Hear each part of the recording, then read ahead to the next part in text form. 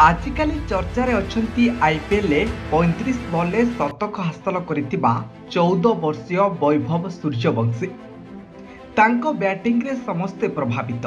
एबे प्रधानमंत्री मोदी मध्य तांको बहुत प्रशंसा करिसेंती।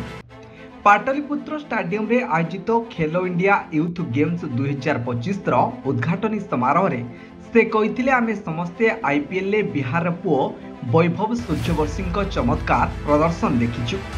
वैभव एते कम बयस रे एते बड़ रेकर्ड सृष्टि करिसेंती।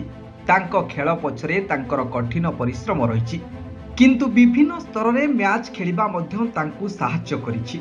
एहार अर्थ जेते अधिक खेलिबो सेते अधिक प्रस्फुटित हेब। 14 वर्षीय खिलाड़ी गुजरात टाइटन्स जीटी विपक्ष में तांकर तृतीय आईपीएल मैच रे 35 बॉल शतक हासिल करथिले एवं पुरुष टी20 क्रिकेट रे शतक हासिल करिथिबा सबुठारु युवा बैट्समैन होइतिले। से आईपीएल रे द्रुततम शतक हासिल करिबारे भारतीय बैट्समैन मध्य होइछन्ती।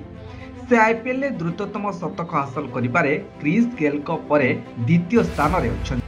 वैभव के इस अच्छे खेल के पीछे उनकी मेहनत तो है ही, उनके टैलेंट को सामने लाने में अलग अलग लेवल पर ज्यादा से ज्यादा मैचों ने भी बड़ी भूमिका निभाई। यानी जो जितना खेलेगा वो उतना खिलेगा।